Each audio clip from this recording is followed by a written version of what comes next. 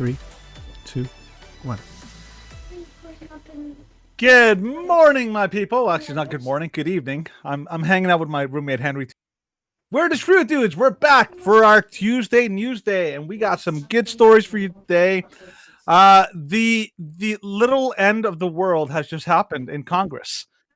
In the most consequential decision that has happened. Like we did not see this coming, and I think like literally Congress has gone nuclear. So we're gonna have to talk about that and all the craziness going on in Congress. Additionally, Trump is got some choice words for Letitia Jackson, and he is keeping it darn spicy. It's going to be good times to talk about them. Some religious news we're going to cover as well. Trudeau has begun to tighten the noose on Canadians by requiring that all podcasters and podcast platforms register with the government. This is our yellow star moment. Let's get ready to go because it's going to get spicy tonight on this week's Tuesday News Day episode of the Shrew Dudes podcast.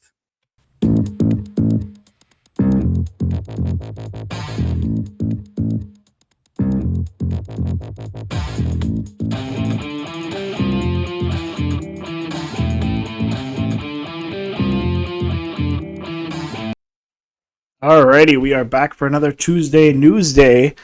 What's on, man? And we are here leading up to Thanksgiving. Oh, yeah? So, Danny... we shall be the most thankful.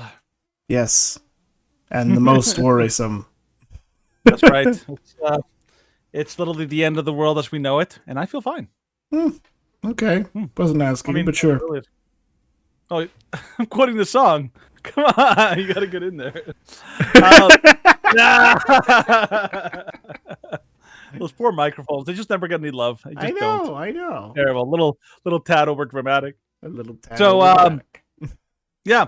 By the way, so for anybody who didn't catch it or didn't notice, this weekend Stephen and I went to the Life Chain, which is a pro-life demonstration here in downtown Calgary, and we basically interviewed a couple of people in the Life Chain event. So if you guys haven't had a chance to check that out, go check out the video. Stephen did a masterful job. And he had his very, very somber and magnanimous little call to action at the very end. It was quite. Well, I was like, we didn't do an outro because we just didn't have enough time, and so I was just like, I felt it deep. Like I was like, man, tearing up a little bit. I was like, man, that guy gets it. That guy gets it. Yeah. It was good. It was good. Yeah. So definitely go check that out. Yeah, it was very interesting. Just have to make sure that when you're. It was funny because everybody else during that video comes through perfectly clear, and then there's you. It's like, hey. And I'm like, calm, reasoned tones with that microphone. It doesn't pops. That's why I wanted the foam thing. But for next time. You're going to make it happen, man. Yes. Make it happen. We'll try and make it happen. Anyways. So, I don't think I had anything really crazy happen this weekend. Any very, very interesting stories aside from Life Chain? Aside from Life Chain. Well, I had two very bizarre, very unusual kind of encounters. First of all, Lady and I had to cancel a bike ride because it was raining and it was ice cold. So we're like, let's go to a little coffee shop in Cochrane. And we stopped there, and I run into some old friends I hadn't seen in ages. And I was like, what are you doing here? And I'm like, what are you doing here? I'm like, I don't know, but we're hanging out. I'm like, we're doing this. It was good. We got a chance to catch up really quick, totally out of nowhere. Didn't even see them coming. And Sunday morning, I ran into an old friend at church. I will go to sit down. I feel the top of my shoulder. I'm like, well, I look behind me. I'm like, whoa, what are you doing here? It was weird. It was a weekend of very unexpected, connection. So Very cool. It was good. Very cool. Yeah, no, we haven't. There aren't too many people that I recognize at our current church.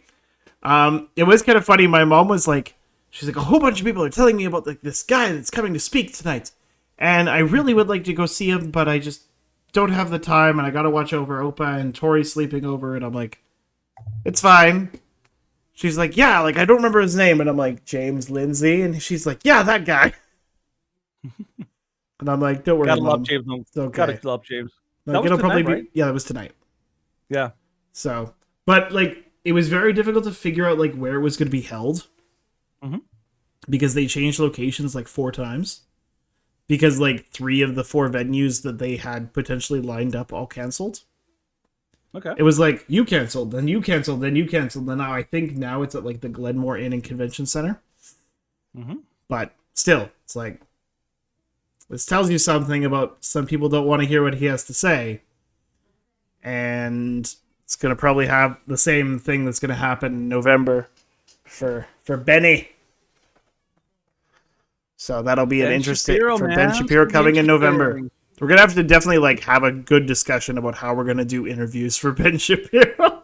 We're gonna no. This is what I'm saying. Like we're not gonna go around. We're not and gonna ask go out people. and ask consent. No, it's gonna be man on the street. We're will literally be. gonna walk around. It's gonna be like the heck off commie guy. Yeah, You just go around, try to like say like talk to people as Yeah. you go by and all that. And it's the reactions that really are the more interesting part, not the like. not Hi, like would you the like to okay, talk we're on trying to stream?" like truly get your point of view here. It's more of Yeah. like, can you explain your point at all? It's like, hi, can you give us permission to like film you and like stream and talk to you? It's like, Yeah. nobody gave permission. What are Yes. the odds? Who cares? No, like I had Yeah. so like I've been having back and forth, and I had this one conversation with a guy who was talking about like Ben Shapiro coming in November, and he's like, "Why would anybody want to see that arrogant, know nothing blowhard?" And I'm like, "Okay, can you point to like examples or like reasons why you believe this?" And he's like, "Well, like he capitalizes on the mic, and that's the only reason that he wins debates." And I'm like, "What debates have you been watching?" Like, I don't get that vibe. And then he's like, well, like one of the famous ones where he, like, the kid is just like completely overwhelmed talking about like wealth redistribution, and didn't cover like the fact that it's like a power imbalance, and that's why like all this doesn't work, and it's totally abnormal and totally unreasonable that like people in the lower classes have to work to eat. And I'm like, what? And I'm like, hold on.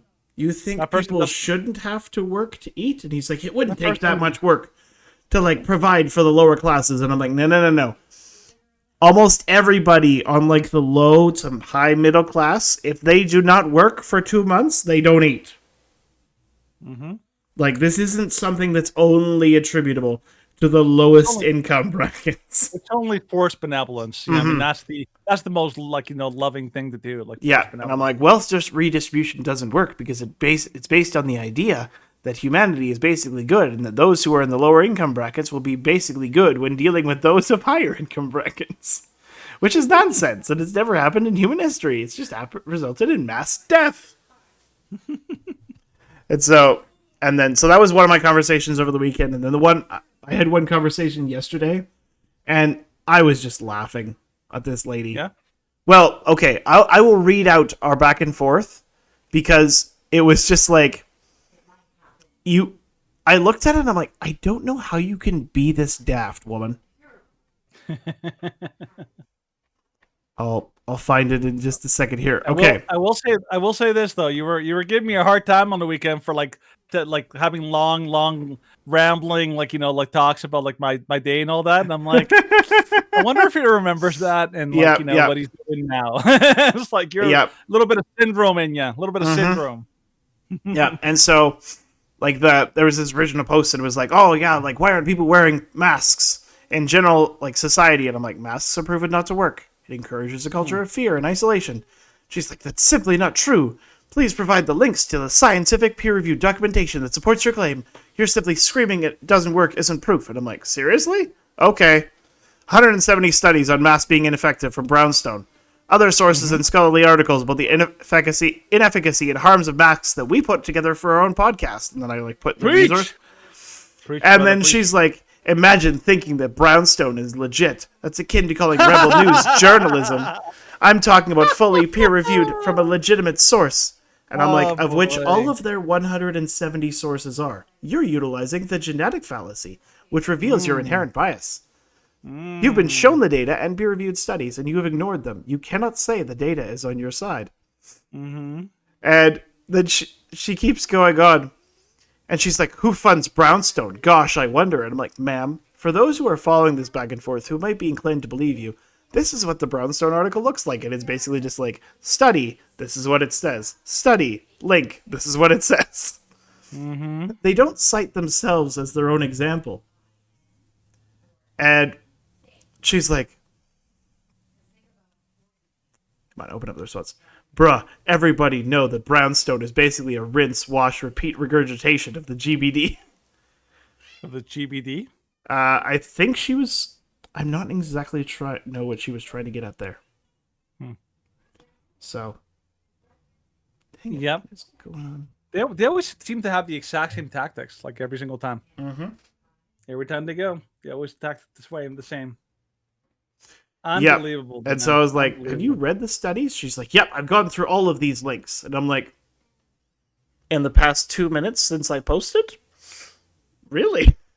And I'm like, okay, if you think this is a big deal, like if you think that you have the science is on your side, provide one RCT.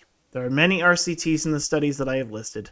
Take a look at this one from the CDC, and then I give like a screenshot of the article from the CDC that it was like throughout all of these studies, like there is no significant reduction in influenza transmission. And then she's like, I'm not talking to you anymore. I've won. Like, and then I quote tweeted her, and I was like, this is what the left does. They don't post anything of relevance, and then they just say, I've won, by saying that I'm not going to talk to you anymore. Yeah. No. The best example of that. Have you seen the Family Guy? Like it's like a little like mini skit where like what it's like talking to a liberal. It's like a guy talking to a donkey about like about how Kevin Bacon was not in Footloose. Yep. It's like have you seen that one? I don't know. I'm gonna see if I can find it. It's probably the best example of what it's like, arguing with a liberal. With a liberal.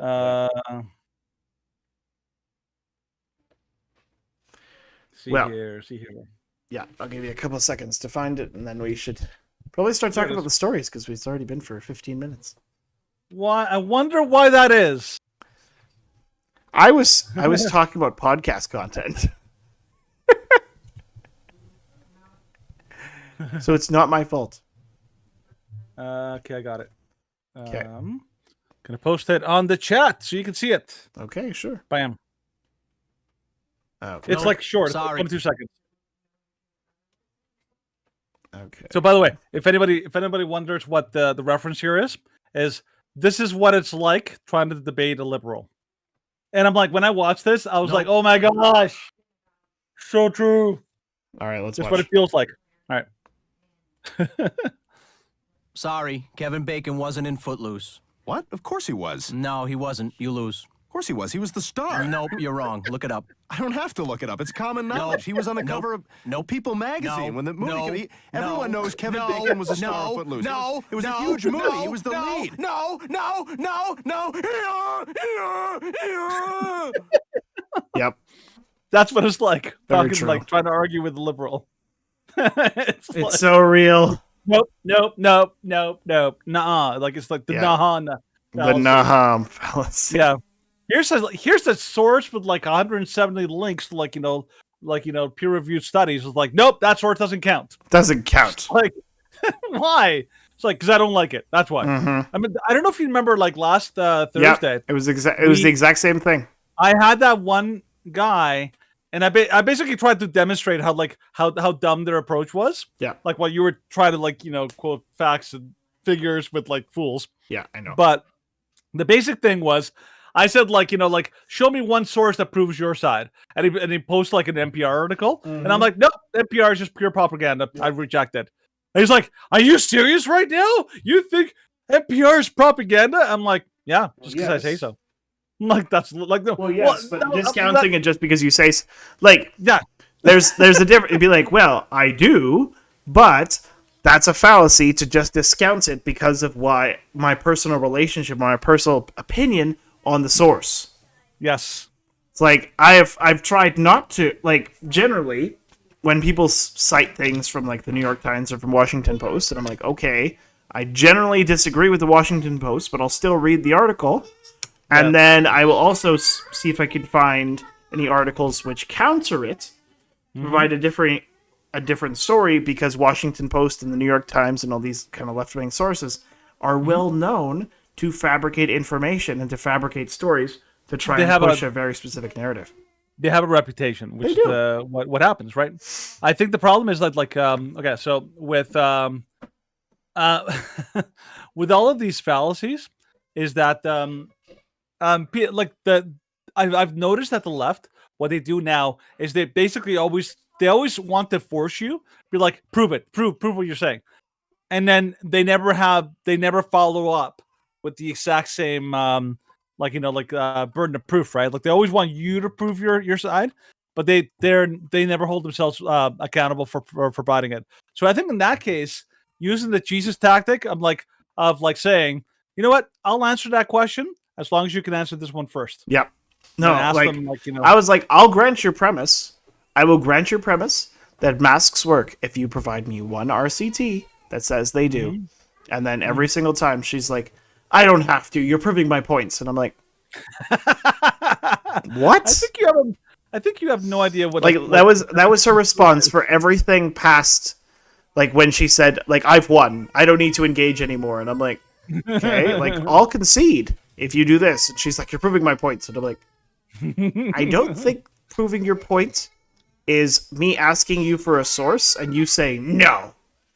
Like, the only source that she listed was, because one of the links on the brownstone was like that Dutch study or the Danish study where, like, it said that masks didn't work, and then the author was like, but they do. Yeah. And then she's like, see, even he admits it. I'm like, well, there's a difference between what the data says and what the author says, because if the author said that masks didn't work, then he would be publicly deplatformed and defunded. Yeah. And she's like, you can't believe that. And I'm like, of course I do. It's obvious. That's when you depart from science. Science is objective because it measures like objective things. But then that's when you have like the authors trying to try to push a notion, explain away their findings and all that. Like people think that they're both one and the same, but they're not. They are not, sir. Indeed, they are not. But let's talk about some other crazy things. Continue talking about crazy things. Let's talk about Jamal Bowman. So over the weekend, Jamal Bowman pulls fire alarm ahead of House vote to fund government. Totally irrational action. So, Democratic Representative Jamal Bowman pulled the fire alarm in the Capitol building on Saturday in a crucial last-minute House vote that ultimately averted a government shutdown, his office confirmed. Yep. In a statement last Saturday night, Bowman said he was rushing to make the vote and came to a door that is usually open for votes, but today would not open. He said he was embarrassed to admit he activated the fire alarm, mistakenly thinking that it would open the door. He went on to say that he was not in any way trying to delay the vote. It was the exact opposite. I was trying urgently to get to a vote, which I did. He added that he met with both the Sergeant-at-Arms and Capitol Police following the incident. They confirmed in an earlier statement that the fire alarm caused an evacuation of the Cannon Office building. At 12:05 p.m. Eastern Time, the building was evacuated while Capitol Police officers checked it, and the building was reopened after it was determined there was no threat. An investigation into what happened and why continues, that statement says. By the way, did you see the Babylon Bee articles in response to this whole thing? I have not. I haven't seen the Babylon Bee. I've seen I will read you Yeah, please read the titles. That'd be funny. The title. This is the title of the Babylon Bee article regarding Bowman. Democrats propose $12 billion study to determine what this strange red handle thingy does. Yes. that was their answer. Oh yeah, whenever like the Democrats asked, they're like, "Oh no, worry, they're going to do an investigation." And their answer was like, the sign is very confusing. It's like until you watch the video and realize that he tore down the sign. No, and even then, like okay, so like you have to remember, like, okay, people are discussing this, but only because of how ridiculously absurd it is. Yeah, it's obvious that this guy is lying through his teeth, but nobody's going to hold him accountable, of course, because it's obvious. It's you'd have to be a very dumb person to believe this guy's story. He got busted, he got caught doing something, and like the way that you know that it's an absolutely BS thing. It's because it accomplished what like people say it's supposed to accomplish, which is the goal was to avert a vote on the spending bill. Steven, do you know why it was so important that they had to What was the purpose of delaying the vote? What was the ultimate goal that they had to? Well, if he could delay it, because they voted to uphold the government and prevent a government shutdown, and it was 3 hours before the deadline. If he had actually delayed the votes, and if he had actually kept it going long enough, then it could have gone into government shutdown, and then the Democrats could have blamed the Republicans for the government shutting down and people not getting paid. And generally, in American politics, if you are the party that shuts down the government, then you are typically not favored. But there's an additional thing that I don't know if you heard about. That the big reason why it was so important for them to delay the vote was because the Senate was simultaneously trying to pass a resolution to ensure that funding to Ukraine would go ahead. Yep. That was the whole thing. It's like if okay, so you may think this is to avoid a shutdown. This is to avoid a black eye to Congress, whatever. No, it wasn't like that at all. It's the whole shebang was about Ukraine, and they had to ensure that Ukraine kept getting its funding. This is these are the kind of subtle hints that show you that there's the truth, and then there's the truth. True. The truth is actually that the whole goal is that they want to continue to keep funding Ukraine. That shows you how insanely important Ukraine is, which means it's not about Putin. It's not about the danger of NATO and World War III. There's clearly something about Ukraine that it's completely has everyone in Congress captured. Okay, yep. This is there's obviously something about funding the war, funding the Ukraine and all that kind of stuff. Either it's to some people speculate that Ukraine has a lot of dirt on the Bidens. Yeah, and they do. They do. It's true. They do. Yeah. I think there was. I'd have to look it up, but I had heard at some point in time that the committee that was investigating Biden actually did find a connection to embezzled money between himself and the government. Yep. Yeah, it's crazy. So so they're getting worse at their excuses. Do you remember what happened back when they found cocaine in the White House? A bag of cocaine? Yeah. There was a massive scandal, oh my God, there's cocaine everywhere. We don't know whose it is. And they kept changing stories. Yeah. They basically kept pushing it down. And eventually it just kind of magically went away. It's it doesn't matter anymore. It disappeared like a fart in the wind, yep. It just where'd it go? It's gone forever.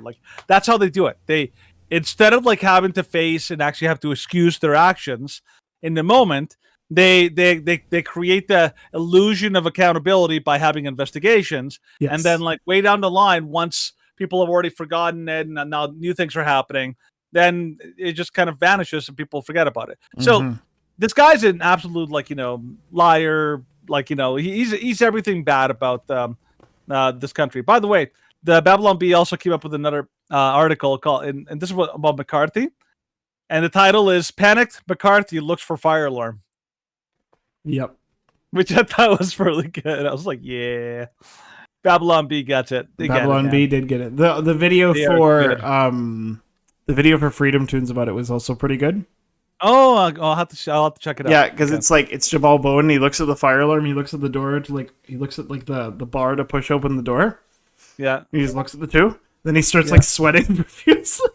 And then he finally pulls the fire alarm, and the guy's like, "Where's the fire? Where's the fire?" And he's like, "I couldn't figure out the door between the door and the fire alarm. Which one opens the door?" And you just have the other guy, and he starts sweating too. That's awesome. So I was like, okay, that was pretty funny. Oh, good job, people. Good job. All right. Let's move on to the big news for the tonight. big news, the breaking news of today. Of the Daily Mail, a lawmaker in tears, Republicans praying together and lining up to hug a defeated Kevin McCarthy, how the historic and extraordinary vote to oust the speaker unfolded and ended in utter despair. Kevin McCarthy is well known in Capitol Hill for being attracted like a magnet to TV cameras, but on Tuesday night, as the eyes of the world were trained on him, he walks into his office without saying a word. Surrounded by his closest aides, he gave only a wry smile and as the scale of the calamity that had just befallen him sank in. The defiance he'd shown for days in the face of a rebellion from conservatives in his party faded quickly, as he became the first speaker in history to be voted out by his colleagues. Less than 3 hours later, he announced that he would not run for speaker again, in a move that stunned his allies. The last time Congress tried to evict its speaker was in 1910, and it failed. First of 8 Republicans backed the motion to vacate the chair. Man. His strain of the dire situation he was in started to show. Dang, man, this is like super huge. Yeah. So, did you see the speech that he gave at the end? No, he actually had like a little bit of a exit speech. Well, more like a press conference, or whatever. He was pissed. He was very pissed at the end of that thing. Vowed that he'd never come back. I'll see if I can find it, but keep going into the story. No, so. First of 8 Republicans backed the motion to vacate the chair. I already said that. When the gavel came down, McCarthy's fate was sealed. Colleagues came up and started to hug him. A group of his colleagues prayed on the floor, and one Republican, and Wagner, could allegedly be seen in tears after the 216-210 votes remove him as speaker. Threw the Republican Party even deeper into chaos and marked a low point in the GOP turmoil sparked by infighting. Gates, who led the rebellion against McCarthy, was booed as he accused the speaker of siding with Democrats and breaking his promises in the package to avert a government shutdown. He also said they had not pushed hard enough to cut spending and was too willing to send money to Ukraine. He blasted the top Republican for being owned by lobbyists and special interests. I take no lecture on asking patriotic Americans to weigh in and contribute to this fight from those who would grovel and bend knee for the lobbyists and special interests who own this leadership. So, this is... yes, McCarthy was weak, but the time, when you don't have control over anything else, McCarthy had, he did some things well, he did some things poorly. Yep. But considering that the Senate and the presidency were against him, he had his back up against the wall the entire time. Yeah. Sure, you want a lawmaker. You want them to be more conservative. You want them to be... Abraham Lincoln once said, I'm an optimist because I don't see any other way. Just reading the speech now. If you ever come to my office, you'll see the portraits of Lincoln and Reagan. And I firmly believe if Reagan gave us advice, he would say, if you believe your principles bring people greater freedom, you should be happy about it. I've always been excited that I've been a happy conservative. But I've always believed that I've been so fortunate to be an American. My journey to this office was something people wouldn't understand. I grew up in a town of Bakersfield, California, the son of a firefighter, the grandson of immigrants. Parents worked hard, the youngest in my family. Didn't have great wealth. When got out of high school, I didn't have great grades. Couldn't get a scholarship. Went to community college. Flipped cars to try to pay my way through it. Went to visit some buddies away in college for a weekend. Stopped at the grocery store to cash a check, and I won the lottery. One of the first in California. It was before Biden economics. It was only 5,000, but it went much further back then. You probably stopped there because it's 7. But yeah, but 7-minute video. Yeah. No, it's fine. It's fine. I just want, he kind of gets into some fiery stuff as he goes. He basically blamed he blamed the Democrats actually for ousting him. Okay. And then so here, let me see. Somebody was mentioning it here. Oust the speaker, blames the Democrats for removing him from office. People in his own party abandoned him, and he expected Democrats to save him. So basically, here's what I heard today. When I was listening to Dan Bongino, by this time Matt Gaetz had already initiated the vote to oust him as speaker. Now I don't know if you remember, Stephen, back in the fall when they had the whole battle for the speakership, and there were 15 rounds of voting in January, crazy long and all that kind of stuff. What was it? One of the concessions that Kevin McCarthy made in order to kind of get the nomination for the speaker is he basically he allowed the possibility that a single congressman could initiate a vote. And that was a big concession, and they knew the reason why people in the past, like Nancy Pelosi and other people, didn't do that is because basically you're always walking on eggshells. But at the same time, I also You're a lot agree more with it accountable with your. you're a lot more accountable to your those in people, your right? party. Yes. So Kevin McCarthy is a good example of a man who, like, okay, nobody denies he had a tough job. He had a really tough job. He had Democrats who were always like obfuscating. He had a lot of people in his own party that were like always trying to push him to do certain things, and he was trying to be a kind of like middle of the road, like, you know, like let's see what the best the least the solution is going to cause the least heat and the least amount of problems and all that kind of stuff. It's he tried to he did not take a principled approach to the speakership. He tried to lead like a lot of speakers before him. He tried to. Well, Now- he tried. Yeah. He tried to take a middle of the road approach, Yeah. which, like, a middle of the road approach, it does make, of course, a lot more sense to take a middle of the road approach when you're in a position where you pretty much, no matter what you do, no matter what you pass through the House, the Senate and the presidency are going to overrule you. If you take a middle of the road approach, like, I'm fairly certain Kevin McCarthy was the Speaker of the House from 2016 to 2018. Yeah. And if you take a middle of the road approach when you have the presidency and the Senate and the House, like they did in 2016, and you still get nothing and you're basically just trying to appease the entire way through, then you failed. You have failed.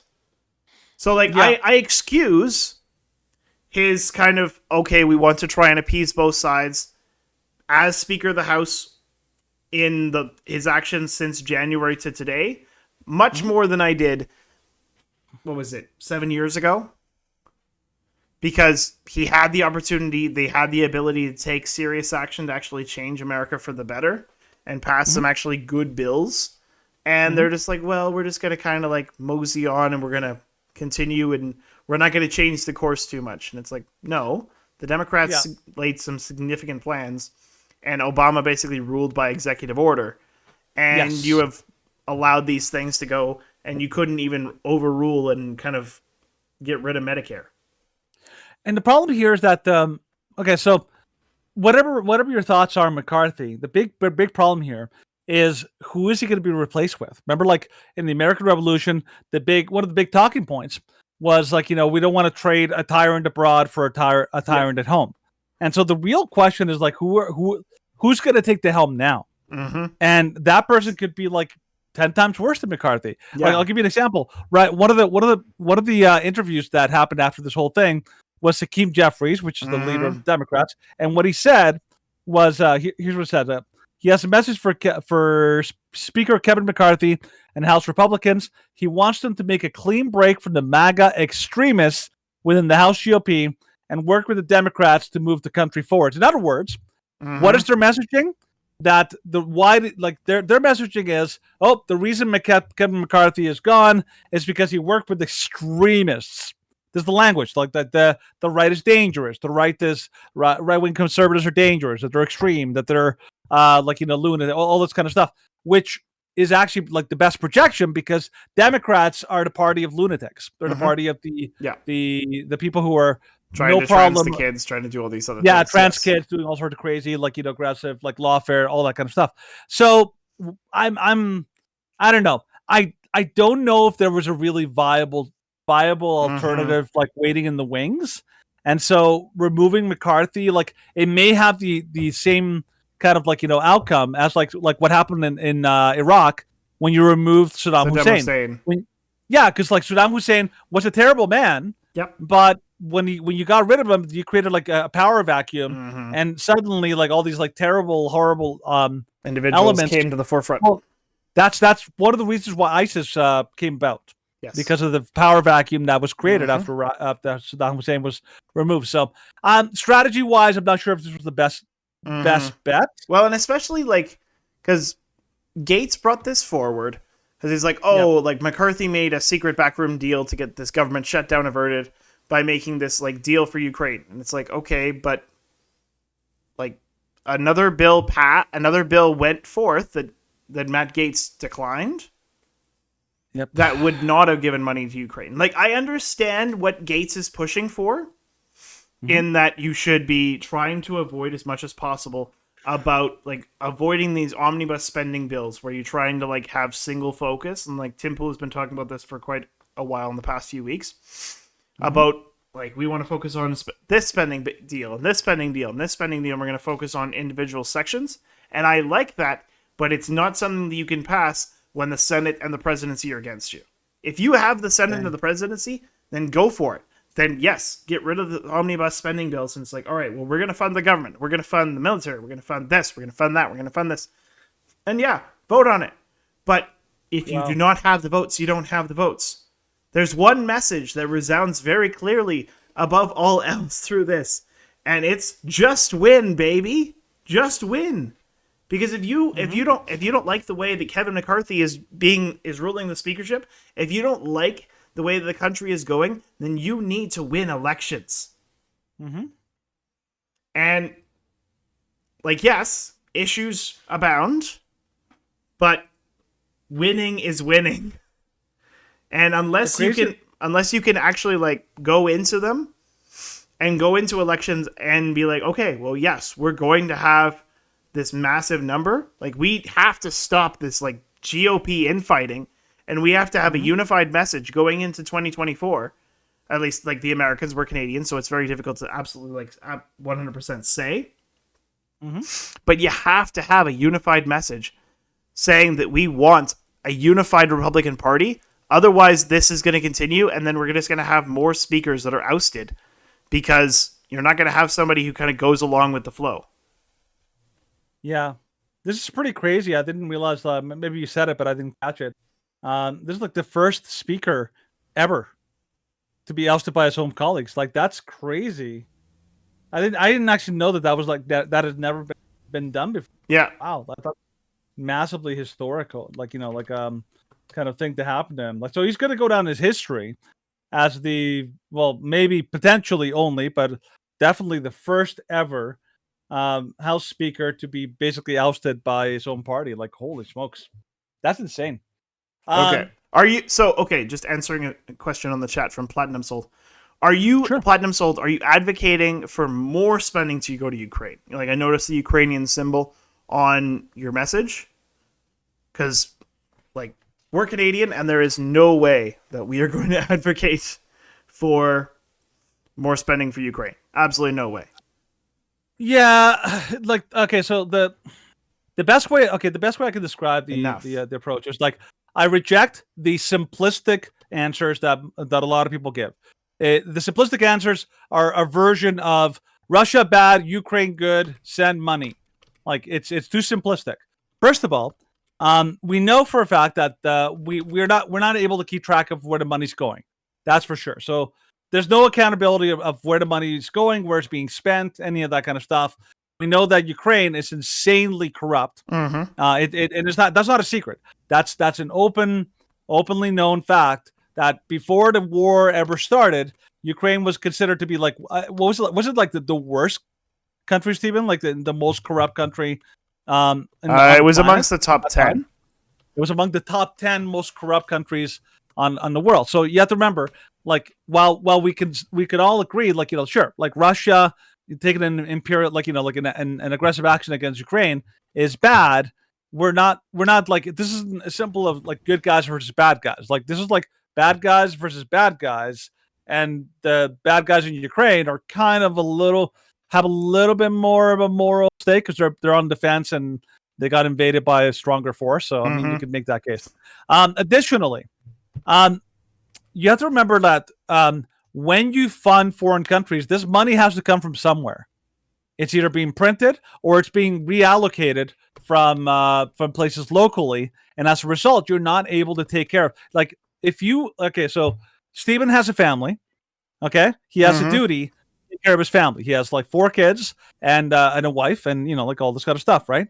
If Stephen suddenly started taking money out of his family's budget and really like cutting back on everything and using it to pay for some pet project that he has, is like, like, oh my goodness, like this poor comic book store in downtown Calgary is going to close. I have to save it and you basically start taking all your money. You sell your car so that you can do that. You start selling all your kids clothing and shoes, and you basically can't buy them food and all that. So you can basically go and save this comic book store. That would be basically an abdication. The United States is sending an enormous amount of money when they have a lot of problems at home. That should be something that people should consider. They have a lot of problems at home, including the immigration crisis that is destroying the country. That needs to be dealt with. And because they're so focused on Ukraine, they're not taking care of that. I think at least a conversation should be had about whether or not money should be sent there at all, and whether or not the money is that's already been sent is more than sufficient. I would argue that yes, I think that more than enough money has been sent over there. I think we need to basically put a gigantic break on this entire situation, because it's basically our governments are selling us out. I don't agree with the whole idea that we can just basically send blank checks to Ukraine and send money infinite money that we don't have going. It's garbage. I don't agree with that. Yeah. Well, and I've said this for a while. If we continue to send money to Ukraine, it's only going to encourage propping up a dictator to fight another dictator. Neither are there isn't one good side and one bad side. Both are bad. Yes, Russia is the instigating force. They are the invading force, and I criticize them for that. They should not have done this. But Zelensky has to realize that Ukraine is outmatched. And what Zelensky and Ukraine have tried to do with dragging the rest of NATO and encouraging NATO to bomb and nuke Russia and start World War III because he doesn't have the capability to actually defend his nation. I don't blame him for not being able to defend Ukraine from Russia's invasion. Absolutely. But at this point, the only option that Ukraine has is to say, okay, we're going to give up a select small function of Ukraine, and then we are going to have very specific guidelines, and we are going to have a more significant connection with NATO, not to join NATO, but a more significant connection with NATO, and then there will be assurances of protection. Yeah. No, they haven't done that already. The thing is, with okay, so we have to remember, we have to learn, we have to take into account the lessons of history. How do we know that Ukraine is not going to become another Vietnam? How do we know it's not going to become another Korean War? How do we know it's not going to become another Afghanistan? All of these wars were fought on the premise of, it's our moral duty, to go out there and rescue these people. But in the end, you have to remember, there has to be a viable strategy, and you have to have a strategy that actually stands the chance of having the desired outcome. Just sending money blindly and hoping, crossing your fingers and hoping for a good outcome, that should not be, that is not a strategy. Right now, the Americans, NATO, and all that, they don't have a strategy on how to end this war. From what I've heard from different people, including Ben Shapiro and a lot of other people, it's their strategy is total victory. In other words, they want unconditional surrender from Russia. And anybody who's a military expert has basically said that is not going to happen. You're not going to have a total victory. You're not going to get Russia to go into unconditional surrender because it's basically impossible. They have nuclear weapons. Their last ditch effort, if they feel pushed against the wall, will always be some kind of nuclear strikes of some kind. It's just not a viable option. Now, the only viable options, reasonable options, is you need to have some kind of a negotiated ceasefire or negotiated peace. But that is not what they're going for. Okay, they just want to prolong this conflict as long as possible. And one of the reasons why I told my roommate I don't support this war is because I'm a fan, and I support the people of Ukraine and not the government of Ukraine. The government of Ukraine is selling out their people. Okay, because right now, Russia, the losses, this is a war of attrition. The losses on the Ukrainian side are so massive that the Ukrainians are literally running out of people. They're running out of soldiers, and they can't they can't sustain this long term. And the soldiers are, even if they send all sorts of crazy Abrams tanks and fighters and all this other stuff, the Ukrainians are not trained. Like there are pilots in the United States who spend years training on modern aircraft, and you're telling me you're going to train a Ukrainian pilot how to fly a an extremely complex military machine in like a couple of months? Like, give me a break. The people have said that they're basically sending them to a meat grinder because they don't know what they're doing. They're not trained. They don't know how to do tactics. They don't know even how to fight in that terrain and all that. Like they're getting slaughtered. And if you're a fan of Ukrainians, that is horrible, because they're literally just sending people giving them a gun. It's like Russia in World War II, exactly what they did. It's like what they did in Stalingrad. They basically gave their soldiers a gun, be like, get in there, and they didn't even have enough rifles for all of them, so they send like half of them in without rifles, and they're basically going in hoping that the person with the rifle gets shot, so that you can take the rifle and have a fighting chance. That's what they're doing right now with Ukraine. And by the way, Ukraine can't sustain that because what is their population disparity is like 10-1, or something like that. Like Russia has 100 million people. It's crazy. So, yeah. They have way more people, much larger populace. Ukraine has about 50, 43.7. So yeah, and then they're sustaining losses in the range of 5-1. Every 5 Ukrainian soldiers that die, you have 1 Russian soldier die. It's insane, the amount of stuff. So, yeah, the Ukrainian war, it's not an automatic Ukraine good guys, send money. It can't be that there's way. so much more to it, and I encourage people not to take that blind trust approach, because I honestly believe people are being played, and this is not about protecting poor innocent victim Ukraine. There's a lot more going on, and I think one of them is money laundering. It's being done in a big way through this entire conflict. So yeah, Stephen, we should probably move on because we had a lot of stories to cover though. Yep. Yeah. So let the Robert, not from my house. I wish the Ukraine had a bigger stick, but they don't, and we're not giving them a bigger stick, despite their demands. So see. Okay, one thing I'm going to say, and then we can move on really quick. So Platinum Shield said, "You're saying that Russia is very bad. Let them have what they want." I'm like, no, that is a dishonest caricature. Yeah. Okay, we're not saying that let Russia just do whatever they want. I'm saying we need the better strategy. Yep. Sending money, just throwing money at the problem is not a solution. We need a better strategy. Ukraine is being slaughtered. They're not winning this war, and they this have money no needs chance. to have The only solution, Zelensky knows that the only way that he's reclaiming territory from Russia is if there is actually a World War III. That's why Ukrainian soldiers attacked Poland to try and instigate Article 5. This is well documented. Ukraine attacked Poland. It wasn't an accident. It was 8 miles inland. You'd have to be an absolute moron to make that mistake. I'll tell you this. You know what would be a good strategy? A ceasefire. Yes. Notice how nobody's even talked about a ceasefire? Mm-hmm. What are the odds? Why wouldn't we talk about a ceasefire? If you ever will look at the Israeli conflict that happens in the Middle East, what is the thing that they're always fighting to do is to get a ceasefire going. Nobody's even talking about a ceasefire. It's silly. So yeah, there's got to be other solutions. It's not a blind send them a blank check and just cross your fingers, hope for the best. This is a silly approach. You need to have a better solution. But speaking of better solutions, let's talk about Robert Kennedy Jr. Solutions to the Democrat problem.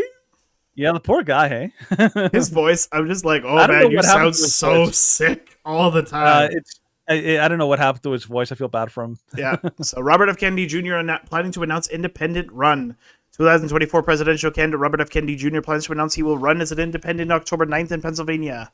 Kennedy's campaign and machine is now planning attack ads against Democratic National Committee in order to pave the way for his announcement in Philly when running as an independent, according to the text reviewed by Mediaite. Bobby feels the DNC is changing the rules to exclude his candidacy, so an independent run is the only way to go. Yep. Kennedy, a notorious anti-vaccine conspiracy theorist. Challenging Okay, him. there we go. There we go. I know. That's the indication that this website is biased. Right there. So, challenging incumbent President Joe Biden for the Democratic nomination has been flirting with a third-party run in recent weeks. The New York Times reported last week he met with the chair of the Libertarian Party, raising the prospect of a departure from the party that decades ago became synonymous with his family name. He remains far behind Biden in the polls, yet while the Times reported Democrats worry about a third-party run for Mr. Kennedy, he could draw votes away from Mr. Biden and help elect former President Donald Trump. It's unclear whether a run would hurt the current president more than the Republican nominee. So, I don't think that I'm actually in agreement with Robert F. Kennedy. I think it has a far more likely chance of hurting Trump than hurting Biden. I disagree. Now, there's a lot of theories about this, but it's more likely. Okay, so the possibilities are Democrats that are disappointed, disillusioned with Biden are either not going to vote, or potentially they're going to vote for Robert F. Kennedy as a potential alternative to voting for Trump.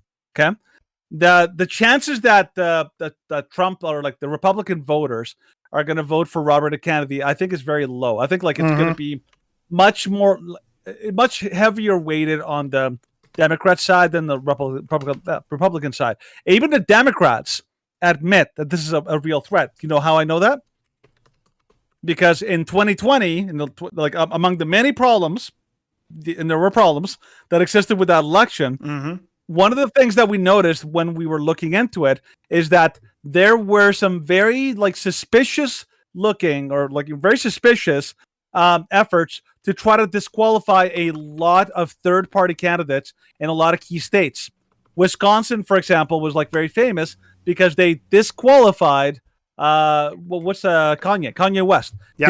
He was going for third party, and they disqualified him using all sorts of very shady and very dishonest tactics. Before Kanye went crazy, but yes. they would I remember reading through them. It was obvious that that this is BS. They would be like, "Oh, you're late. Oh, you didn't fill out this thing properly. Oh, this didn't happen the right way." They would change meeting times. They would change the requirements. It was all in an effort to try to disqualify third parties. Why? Because they said that in 2016, one of the reasons, not the only, but one very, very strong reason why Hillary Clinton didn't win is because a lot of her support went to third-party candidates in all these states. Okay, so they wanted to avoid that in 2020, and they did that by trying to disqualify and remove third-party candidates. Now, those were very small-scale third-party candidates. The kind of third-party candidates that are very inconsequential. Some of them were a little better known, but for the most part, they were not really anybody special. Robert F. Kennedy consistently is polling around 15%. That is right now, as far as versus Biden. And if he is able to pull even 6 or 7% of Democrat voters away from Joe Biden or the Democrat candidate, that is massive. That is a massive amount. That's going to make a major difference in a lot of very important places.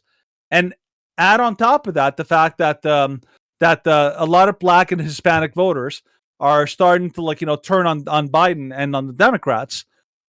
Combine that all together, there's a reason why Democrats are running scared. So Robert F. Kennedy, like the guy, don't like the guy, he's a very legitimate threat to the Democrat Party, and they know it.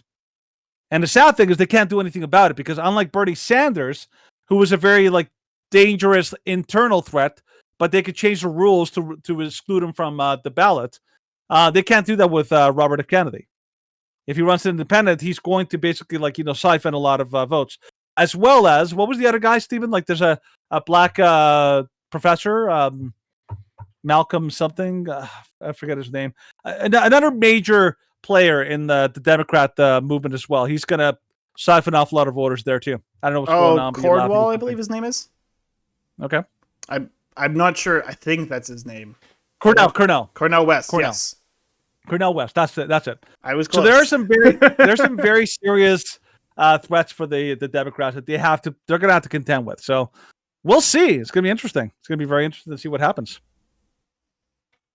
Yeah, Yeah. so that's going to be interesting. All right, let's talk about the Zero Hedge story, man. So this is Victor Davis Hansen. Sure. Get Let's in there. move on. Okay, so this is more speculation, but interesting topics nonetheless. I mean, it's a historian who basically Yeah, that's true. is looking at the times. So, quote, we're in the middle of a revolution. Victor Davis Hansen warns Tucker the next 12 months will be the most explosive in history. He sat down with Tucker Carlson to discuss his perspective on the current political climate in the U.S., asserting that American liberalism is characterized by dishonesty and warning about what he sees as liberal efforts to introduce a highly intolerant age. Quote, it's hard for most Americans to comprehend the total dishonesty of American liberalism. I mean, mission accomplished. We're there. Yeah. VDH says Trump represents a significant threat to the specific vision held by liberals who are employing a critical legal theory in which traditional moral values are abandoned in favor of whatever gains power.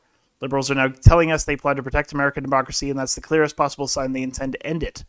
More specifically, Hansen told Carlson that I think they've come to the conclusion that Trump is an existential threat, and by association, half the country is to their vision of what they want to transform us into, and they feel whatever means necessary are justified. This is an issue since Hansen pointed out that some conservatives are speaking up. They're also fighting a culture in the Republican Party that preferred to lose nobly, as opposed to winning elections in an ugly manner. Hansen emphasized that the traditional boundaries and norms are being renegotiated in the Senate filibuster and the Electoral College to societal understandings of gender and language, raising concerns that we're in the middle of a cultural, economic, political revolution, that we're still playing with the same sidelines and parameters, and we're not. Everything's under negotiation. Mm-hmm. Quick question, Stephen. Yeah. Do you know why? Because I think somebody asked that on the chat. Do you know why they used the pseudonym Tyler Durden for the author of they did? I noticed they do this a lot for Zero Hedge. They do. Not sure why, but I've noticed that. But Zero Hedge is consider Zero Hedge consistently has a lot of a very, very powerful and very good investigative journalism. Mm-hmm. I haven't actually looked into why specifically they use the name Tyler Durden. My guess is that they're a pseudonym, but just something that you should know. But it's an interesting kind of thing that this website specifically does. But it's I always find it very, very helpful.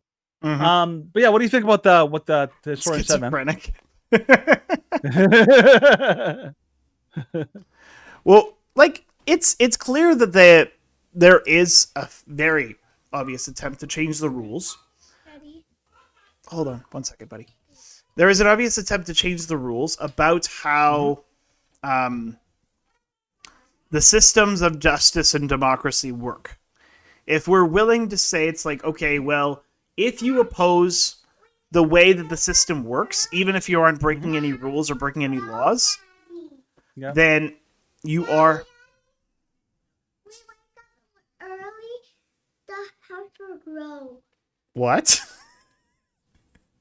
Becky's trying to say something fairly funny. Off to bed. The joys of having kids. Yep. And then breaking out of the room to come and have a discussion. Daddy, Abby kicks my eye. Off to bed. All right. Yeah, so it's clear via the January 6th Commission, the January 6th efforts, that they are willing to arrest people simply because they oppose the current regime. We look at the 22 years granted to, what's his name? The Proud Boys leader, Enrique Tarrio. Mm-hmm. He didn't break any laws. He didn't commit any crimes. He wasn't even there. Mm-hmm. But yet, because he was associated with an enemy of the current regime, then he was arrested. Mm-hmm. And yes, I do not support Trump, but the crimes, the charges that he is facing, in 95% of the charges against him are completely bogus. They're nonsense. And they're simply what they're trying to do.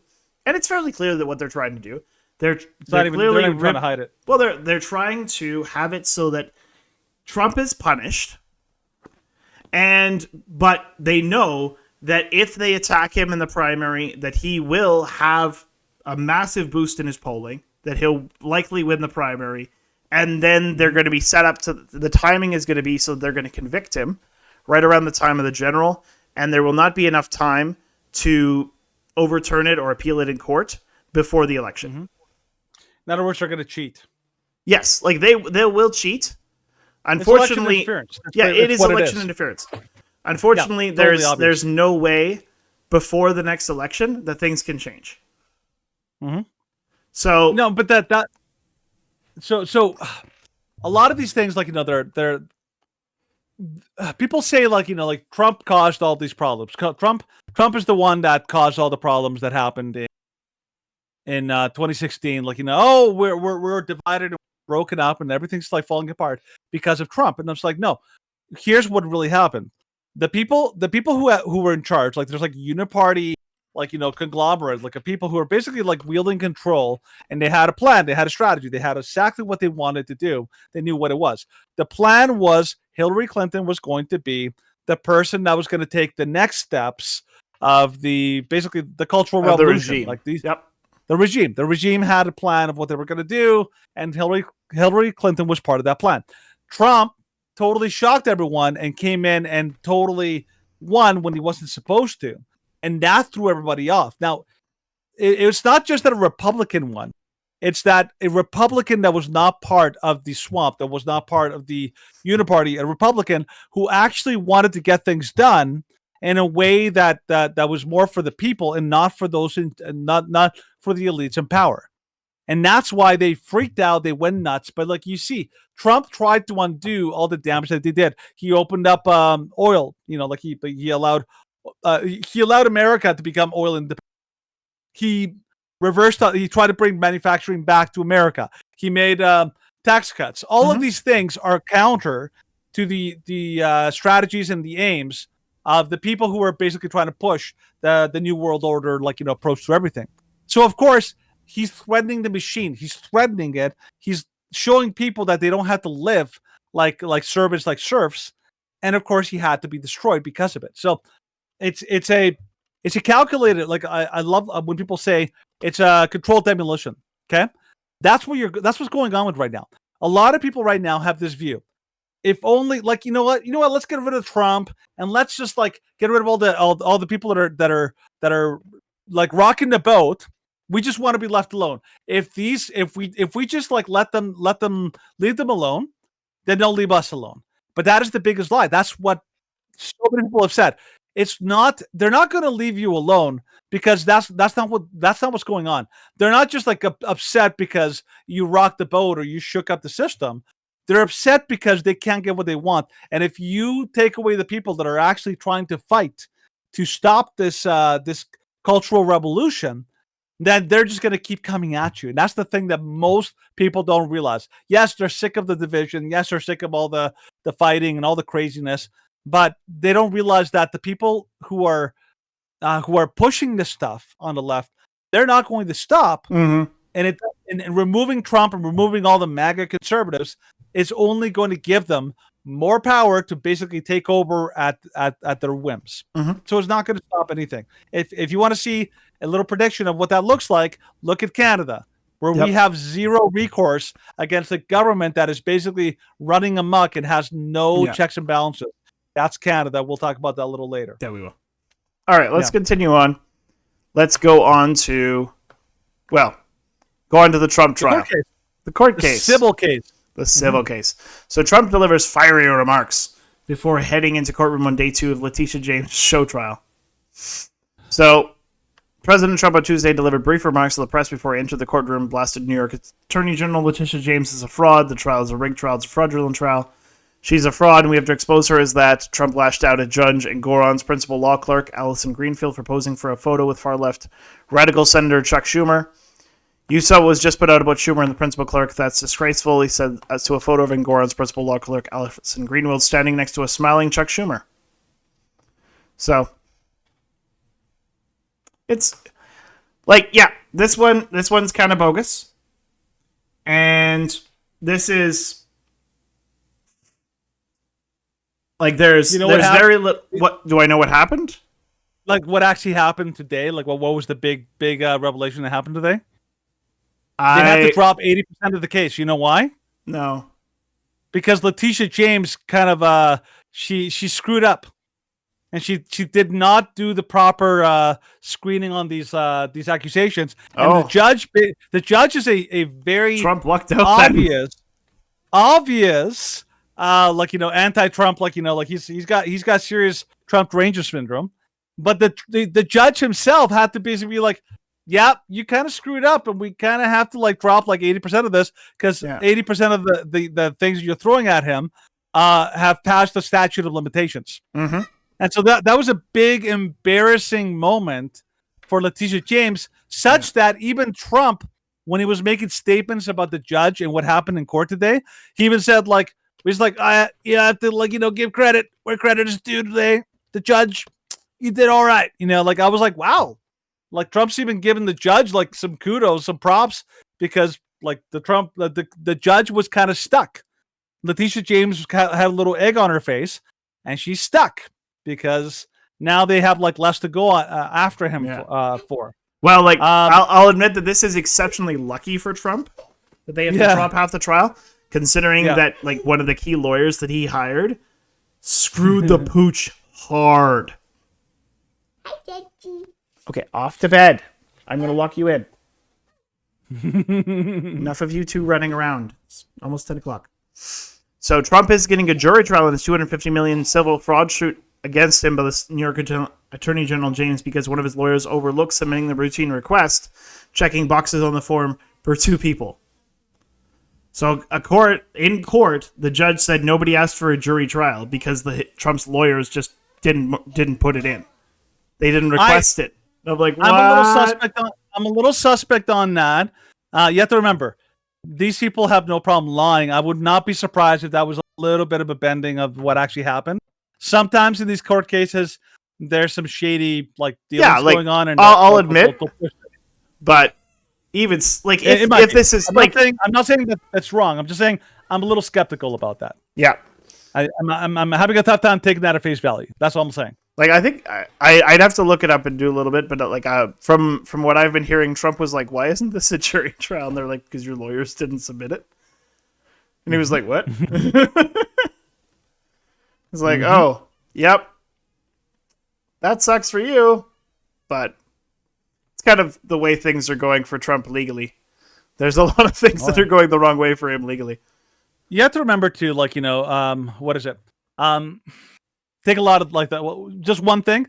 Trump has been handicapped horribly by all of these attacks to the point where he has a tough time finding like the best lawyers. Yes. Like they're going after like 8 of his like previous lawyers from his administration. Now a lot of his lawyers have been targeted in the last like 4 years. So it's not exactly easy for him to find like lawyers. So like he may be a little bit hamstrung. Well, like there are two things against him for finding lawyers. A, that like his lawyers now have the potential to be charged with him, and B, like he's gonna throw them under the bus. So there's kind of he has a double hit against him, both from one side and the other. So nobody really wants to be put under the microscope being attached to him. But then they also don't want to be scrutinized. Go away, fly.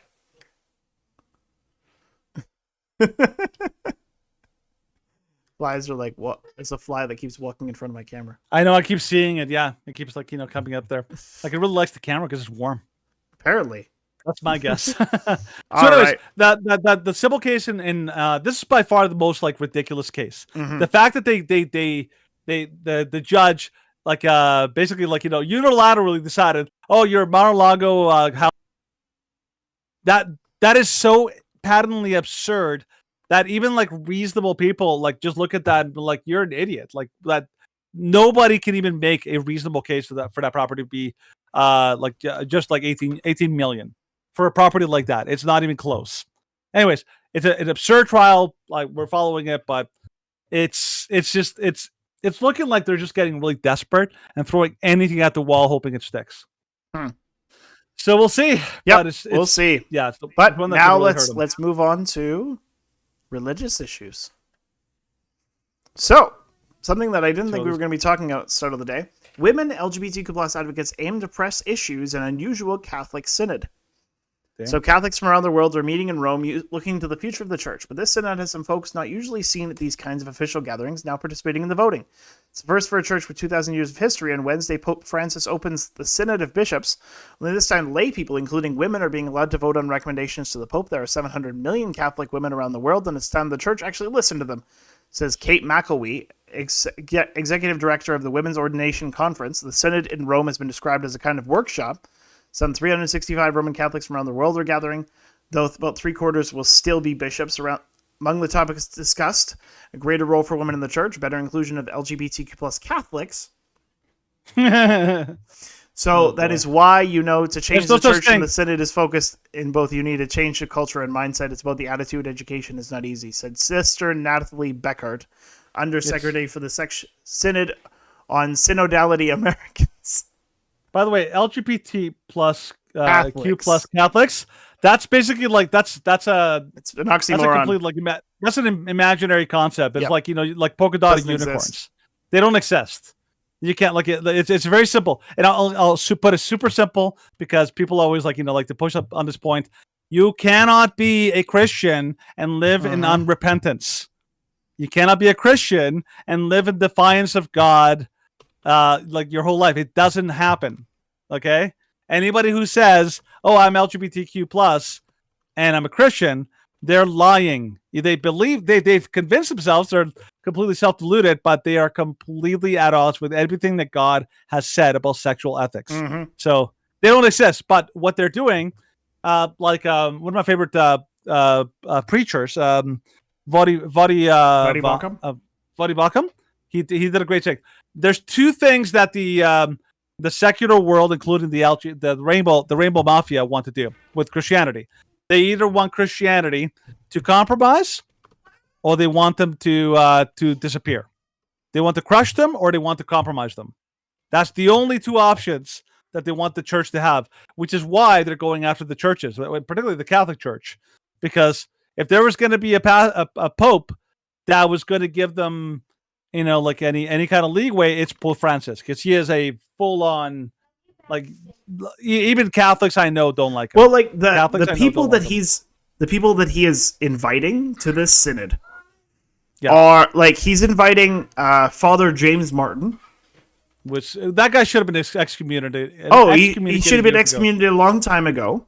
Easy. He should not be part of the Catholic Church. Period. No, and he's made speeches, and he's like, "Oh yeah, we have to be talking to, encourage the Catholic Church, so they are going to be accepting LGBTQ plus bishops in the Catholic Church." And it's like, no, that is wrong.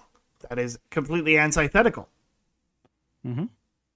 And he's like, nope, doesn't matter. The church needs to be more accepting. And it's like, well, if you believe the church needs to be more accepting of sin, then you need to leave the church. It's as simple as that.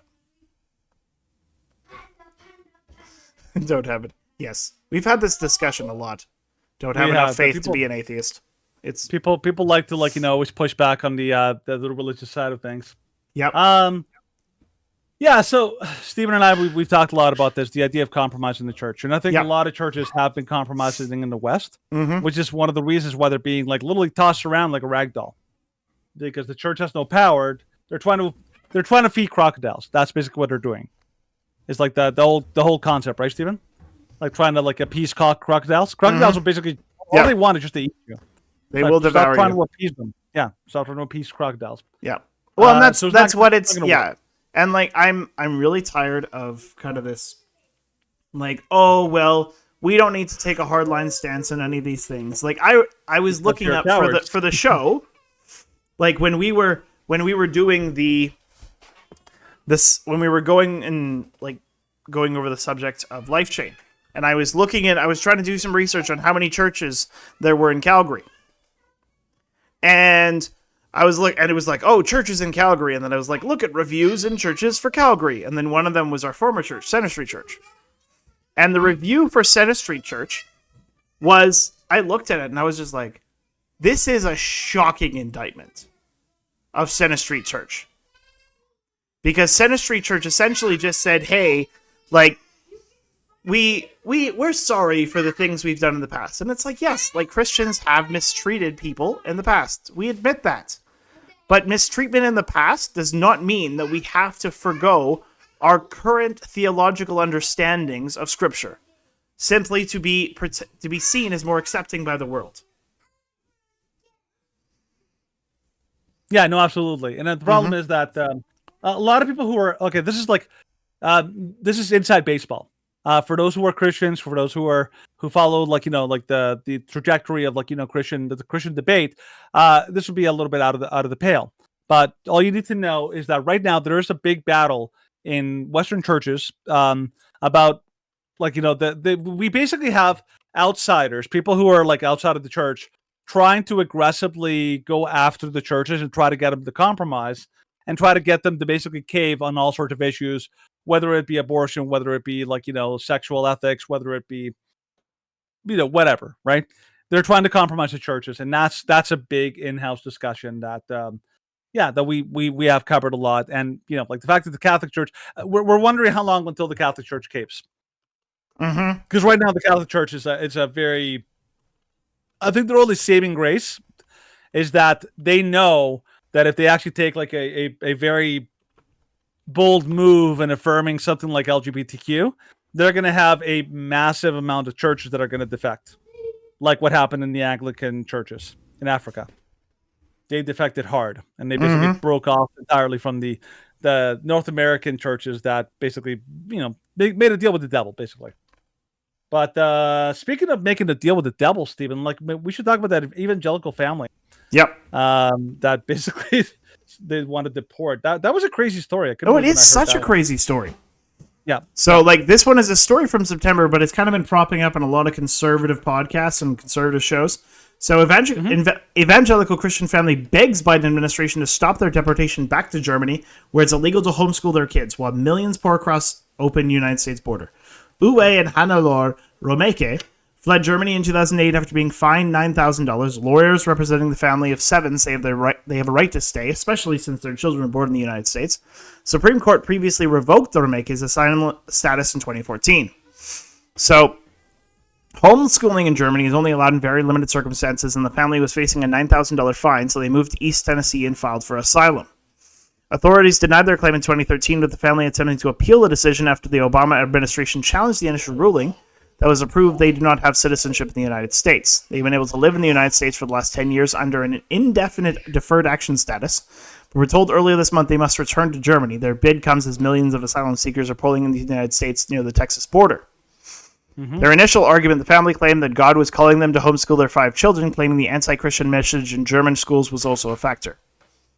So during a routine, considering what they were showing and what they said that the school had been pushing upon them, the school was basically being like, "Oh yes, like you should be praying to Satan rather than to God." Yeah, it's like what?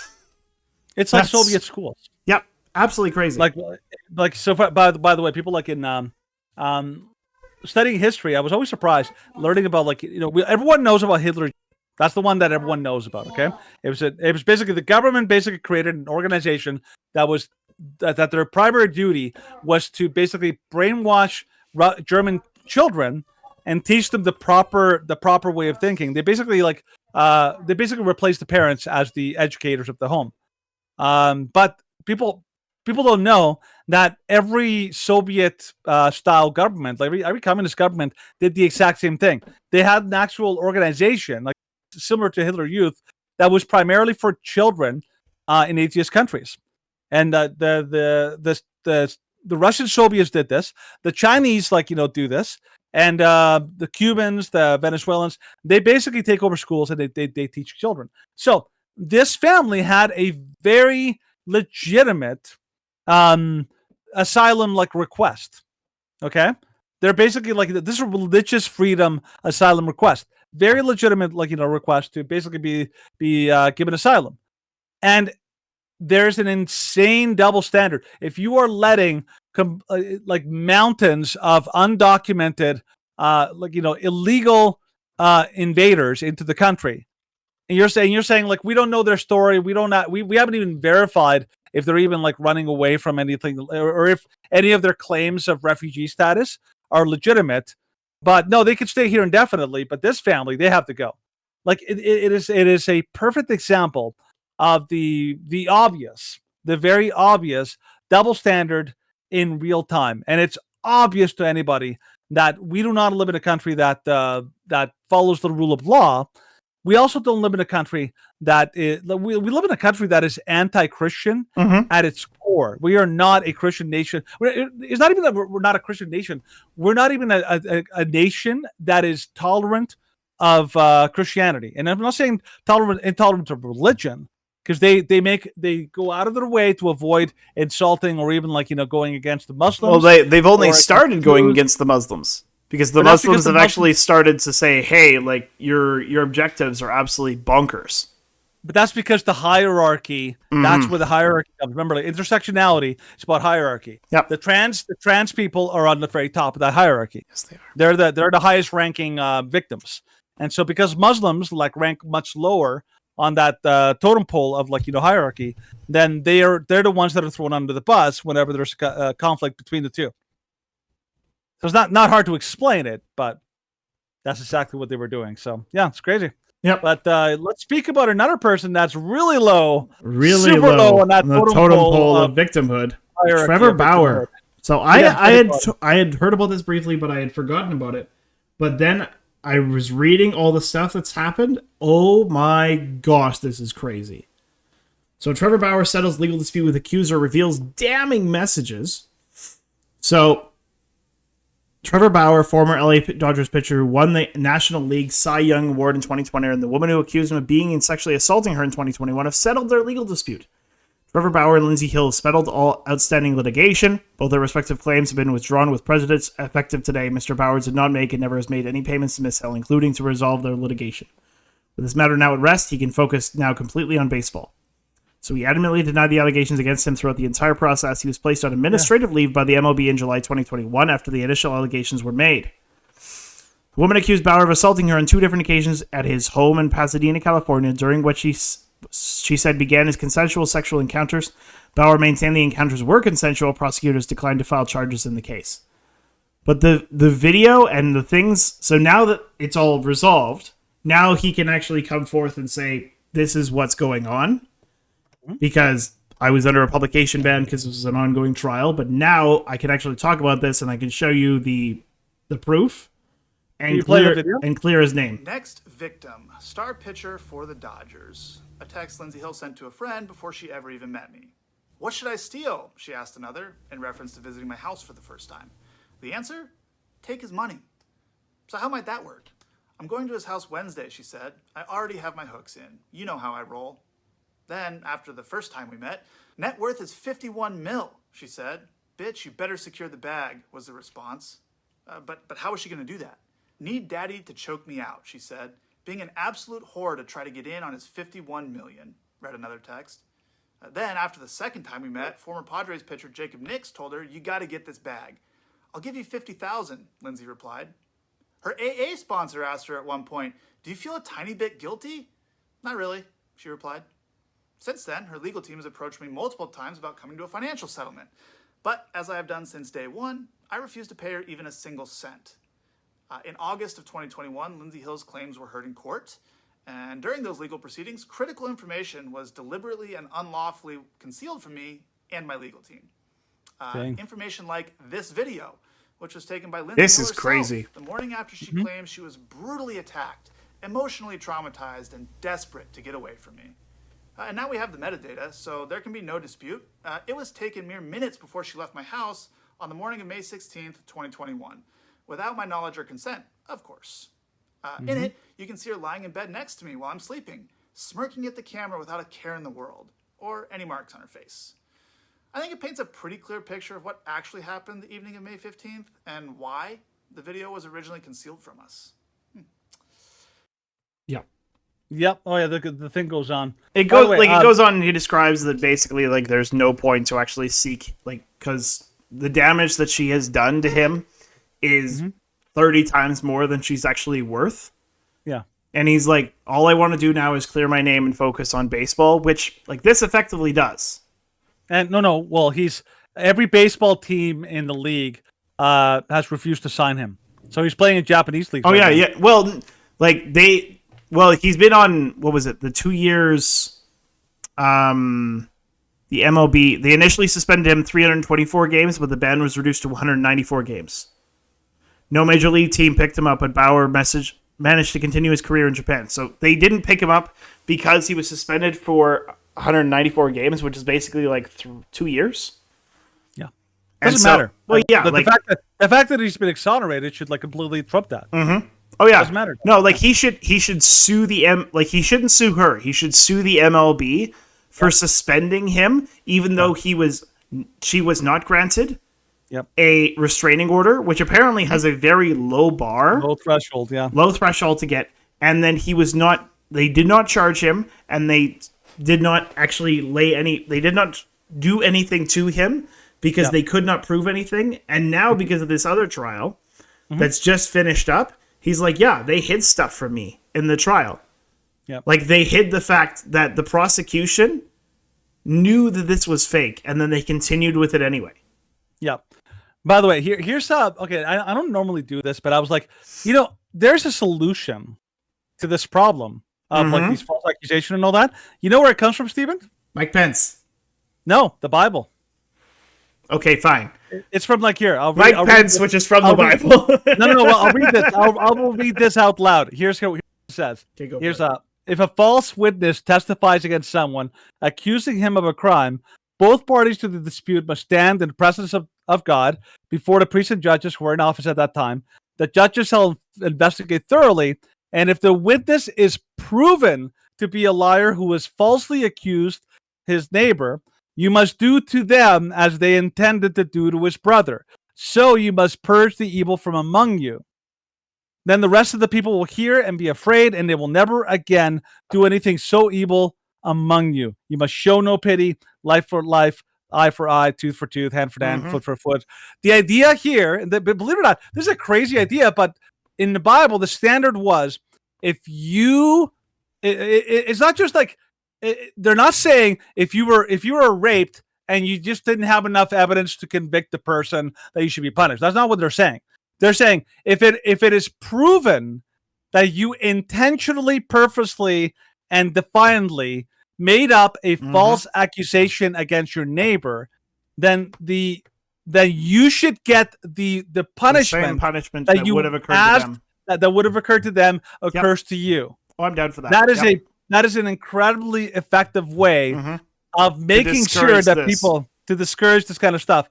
This woman faces no negative repercussions. Actually, in actuality, she got a $300,000 payout from insurance. Yep. You basically told everyone around her. There's a reason why she could do this so brazenly flippantly and so easily. Because she understood nobody ever gets nobody will ever hold her accountable. And so you're basically incentivizing this kind of behavior. This kind of behavior is the kind of thing that completely scares men away from women, because women be crazy, at least in this case. But yeah, this is a very real danger for so many people out there. A woman only has to just say, "Oh, he mistreated me, or he raped me, or something like that," and suddenly you're instantly thrown through the mud and you're tarred and feathered. I mean, Exhibit A, Russell Brand. We hear all these women are saying oh, he did these horrible things. Not a single one of them is proven. Not a single one. It's just all of these are just allegations, but we're behaving like it's all for sure. It's all given. And sadly, any nation that operates in this way, where any accusation is treated as legitimate before we even have a chance to examine it and go through it, it's not a just society. It is a society of tit for tat, and where you basically incentivize criminality. And that's what we have right now. We have a society that incentivizes criminality, and it will just get worse because you're just keep doing it. Another example, the looting in Philadelphia.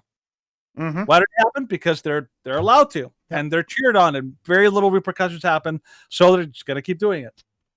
So round and round Yep. we go. But Round and round we go. But like what I was trying to say is that if you want to prevent these accusations being placed upon you, if you want to prevent people from wrongly accusing you of rape, then yes, following the old school Pence rule, which is outlined, of course, in the Bible, at least in a general way, to not be alone in a situation with someone who is not your wife or someone you are in a committed long-term relationship with. That is how you save yourself and you protect yourself from these allegations. When you have a long-term relationship, then you are far more likely to have that person turn on you and try and exploit you. Like Ben Shapiro was talking in the show today, it's like it's very, very difficult for a rich guy to date because he has to be exceptionally wary about the people trying to take advantage of him. And I'm like, I understand, but we should also be, if that's what you're fearing, then you should be publicly advocating for, we need to go back to a more traditional, more conservative system. Because that's how we move forward. So we don't have these accusations because you've never been put in a situation where it could potentially happen to you. So it's happening in a little bit of cases. Mm-hmm. There have been, like, going to the other extreme where it's like, I have to get you to record like a video consent form before you do this. But it's just the way it is, I guess. Modern secular culture is truly depraved. It's getting worse, man. This is how it works. Like, society falls apart by like norms, that things that hold society together fall apart. And this example right here, this story from Daily Mail is a perfect example of if you start taking away the things that make a stable society, this is the kind of things you get. So and especially if you advocate for them. For these things being taken away. So Ryan Carson, 32, is stabbed to death while waiting at a bus stop with his girlfriend. He was stabbed in the chest around 4 a.m. at a bus stop about a mile away from Lafayette Avenue and Malcolm X Boulevard in Brooklyn. Mm-hmm. He was with his girlfriend when the suspect, wearing a dark-colored sweatshirt with his hood up, approached him and asked, "What the F are you looking at?" The activist, who was stabbed to death in New York City while waiting at a bus stop with his girlfriend, had spent the evening prior with his partner at a wedding. So, dressed in a suit, Carson was returning home, and his girlfriend, Claudia, posted an image of them smiling together at the nuptials hours before the tragedy. Ryan, with his girlfriend, when the suspect began violently stabbing them in the chest. He was returning home from a wedding, yada yada. And then I'm going to scroll a little bit past this. And then I'm just going to turn off the video. Unfortunately, for people who wanted to see this, you can of course see this in the links we provide. But we're going to listen to the video and watch it, but we're not going to show it on camera because that would get us deleted. This is the kind of thing that we constantly get hit by. His girlfriend. Surveillance video obtained by Pix 11 News shows an unidentified man in the black hoodie first walking by them. The couple gets up to go on their way, but the man cuts them off. Police describe him as emotionally disturbed. At one point, you can hear the man yelling. Then, without warning, he lunges at Carson, who tries to run, but trips over the bus stop bench. The man then attacks Carson with a knife he's holding in his right hand. We are stopping the video right there. Carson's girlfriend is clearly terrified. Yeah. Another woman nearby comes over to help. But Carson, a social justice advocate, was in bad shape. He died after being rushed to a hospital. It was early Monday morning here at Malcolm X Boulevard. Yep. That's like, yes, you feel for these people. It's absolutely unfortunate that this person had to die. I'm not celebrating his death, but unfortunately, in these kind of situations, if you vote and if you advocate for these kind of situations, for violent criminals to be put back on the street because of the color of their skin, then unfortunately you get what you ask for. And this is not the only incident that this happened this weekend. This was one incident that happened in New York, and there was another that happened, I believe it was in Philadelphia, And there was a guy who was attacking the the guy who created Dilbert. Oh, I know what you're talking about. I remember. And yeah, he was attacking this guy, and he's like, ha ha ha ha ha, like people are going to be dying in the streets for all this crime because Biden got elected. And then 2.5 days later, he died because he was killed in a wanton incident of crime. And then there was another Democrat politician last night, after some of this stuff in the House. Last night, he was carjacked at gunpoint in Washington, D.C. Because this is what happens when you vote for policies that allow criminals to roam the streets, because you're voting for systems that are soft on it. And like eventually people are gonna eventually they're gonna learn, but it's gonna take pain before they learn. Yeah, I think the problem is that Democrats in America, liberals here in Canada, they're pro-criminal. Yep. And I know people scoff at that, but I'm like, no, it's not. It's verifiable. It's verifiably demonstrate that they are pro-criminal. Here in Canada, the Trudeau government is making legal, law-abiding gun owners who have never done a single crime, never shown any evidence of crime, turning them into criminals, and they're reducing the penalties on actual criminals, on actual gun crimes. Because what was their rationale? Because too many people of color are getting busted. Yep, that was the rationale. That's straight out of CRT. Yep. The idea that if there's any disparity, the only viable explanation is racism. And so they're basically the only viable solution is to have reverse racism and take it out on the whites.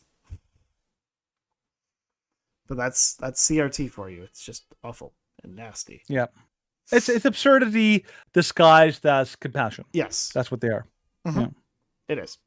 All right, but talking about absurdity described as compassion, Sweden turns to the military for help amid daily shootings, bombings, and migrant gangland chaos. So this is what happens when you let areas devolve. So we've talked about Sweden before because they have areas in which police will not go to because the migrants have taken over that area and they are lawless chaos. Lawless chaos reigns in these places. So last year, Sweden witnessed its highest death toll from shootings on record, at more than 60 killed, with this year on track to possibly surpass as the country's gang violence continues to spiral out of control. The moment series of illegal migrants flooding southern Europe from across the Mediterranean continue unabated, even mainstream publications like FT haven't hesitated to identify what's fueling the crime and turning Sweden's streets into war zones. Police chiefs have said that Sweden is facing the most serious domestic security situation since the Second World War as immigrant drug gangs engage in a bloody conflict. There's even child soldiers in the heart of the Scandinavian Europe. This is also part of the problem. Downplaying. Yeah. Okay. Every time there's a problem, every time there's some major, these are little, what do you call them? Small fires. When you see small fires, they're like signs of something might not be going right. But what these politicians in Europe are doing, because remember, they're all in on it. Any politician who tries to downplay the issue of mass migration is in on it. They're basically playing.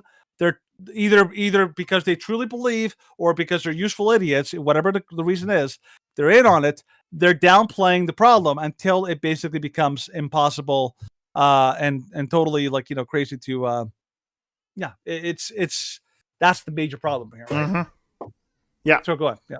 So there's even child soldiers in the heart of Scandinavian Europe. Police believe that gangs are increasingly using children to commit crimes, as those under 18 often go unpunished or receive low sentences from the courts. No, not a pro-criminal policy. Associated Press have tragically become almost headlines like this have become tragically commonplace. 13-year-old boy found shot in the woods was a victim of Sweden's gang violence. Gangs often regularly commit bombings and arson, sometimes destroying whole city blocks and districts.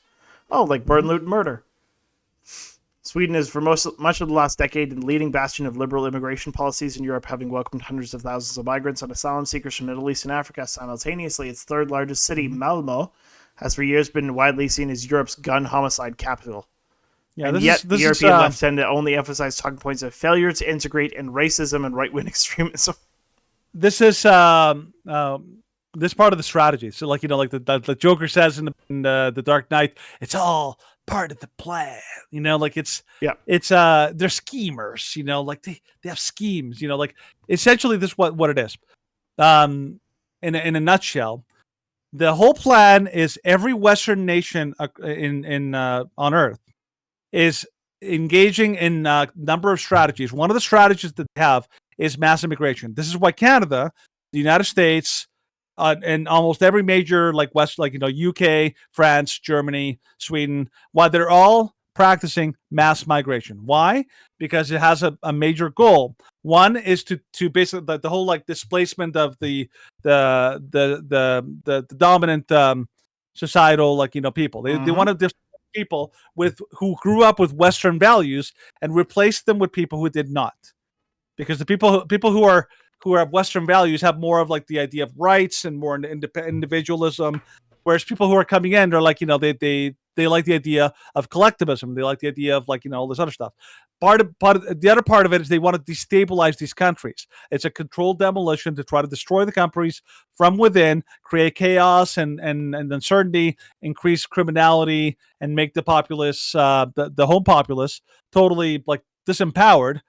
And as a result, they want to destroy the country. So it's not compassion. It's sold to you as compassion, but in reality, this is not compassionate to people who are coming, and it's not compassionate to people who are at home. Yep. It's like Stephen. Once again, Stephen has a family of 4 kids and a wife. Imagine if Stephen suddenly started bringing every day he comes home with a new kid, until suddenly he has a dozen children at his house and he can barely feed them, and these children are fighting with his own children. And he's and if his kids are starting to lash out because they're angry that somebody stole their whatever, or they stole their toys or broke with their bed or whatever. I mean, if Stephen, it would be like Stephen saying you're so racist, you dumb little kid, you need to be more grateful and more accepting of all these other kids that I brought home, even though you can barely feed them. That's basically what it is. Mm-hmm. No, these people are not good. The people who are pushing these policies are not good people. No, they're evil. Yep. They're legitimately evil people. I have a little fun poking fun of my coworkers because quite a few of them are younger guys. And okay. So I'm like, oh, you're my 5th kid. I must retrain you. Into the ways of into the red pill ways. Exactly, red pill them. They're what's a red pill? It's you will soon learn. I did convince. I think I convinced 3 of my coworkers to vote for the UCP in May. All right, nice. So I was like, excellent. Yeah. You shall become my minions. We have achieved true unlimited power. Fly, my pretties, fly. Yes, fly. But, all right. All right. Let's go with Summit News. Let's move on because we do not have. Well, we have a few stories to talk about, but we're almost done. Yeah, that's true. Okay, so not that one. Excess deaths from cardiovascular disease up 44% last year amongst UK citizens aged 15 to 44, report.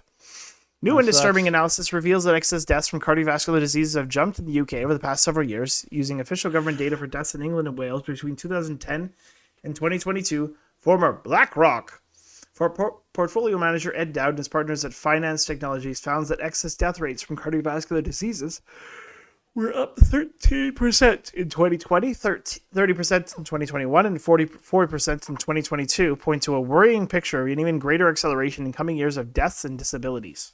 I wonder why. Yes, I wonder. What commonality could be putting these things together? I wonder. It is a total mystery how this is happening. What's more, they found that deaths per year from cardiovascular diseases have been trending lower from 2010 to 2019 with a significant downward slope until 2020 when the trend reversed. They found that in 2022, men became outpacing women in cardiovascular diseases. I wonder why. If only science could have predicted such a predicament. If only... If only we warned you. Oh, that's actually funny. I have a little story. The bunkers? No, not the bunkers. This is actually it's a reference. It's a reference to a a guy who does like D&D sketches, and he's like, I have a sword of warning, and the sword of warning, all it does is, and it was like slightly defective, and so it just like, it tells you when, like, it tells you that there is danger in the future, but it doesn't give you any specifics. And so it's just like, there will be danger today. And it's just like, you need to be more specific? And it's like, no. And then when the danger shows up, I warned you. It's like, that doesn't help. You knew it was coming. You knew it was coming. By the way, speaking of warnings, I did you actually hear about the conspiracy theory that Conquer Worm mentioned? No, I think I sent you a thing about that. When did you send me that? It's a video. It's a short like Substack video or something like that. Anyway, I'll just mention it quickly because I thought it was interesting. I'm like, the chances are ridiculously low, but I'm like, now I'm like, I wonder if something's going to happen on October 4th now. Now I'm like wondering.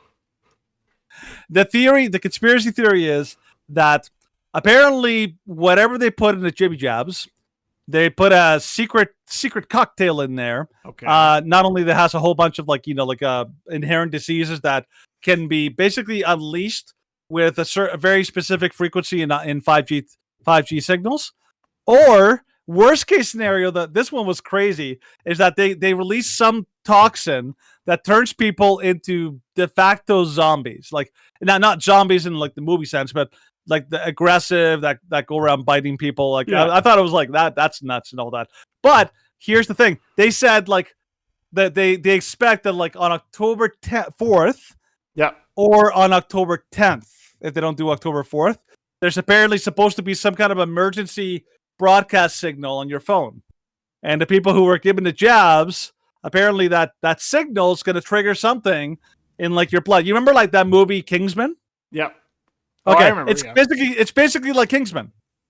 That's basically like what the conspiracy theory is. They're going to use some kind of a weird 5G signal disguised as an emergency alert that goes across everywhere. That's going to trigger a mass unleashing of disease and death, or a mass unleashing of some kind of crazy thing and all that. I mean, the chances are like ridiculously low. Yeah. But I'm kind of like, it'd be funny if I look back and we all of a sudden, like, we're like, like, what the heck happened? There's like a zombie apocalypse. Yeah. We're like, funny how that conspiracy theory wasn't so conspiratorial. Yeah. Well, like, I look at this and I'm just like, this kind of rings with the same kind of like, as, what was it called? No, Trump's still president. Trump's still president, March 14th thing. Yeah. What is it? Like that video about like COVID being snake venom. Yeah, like things like that. Yeah. And I'm like, no.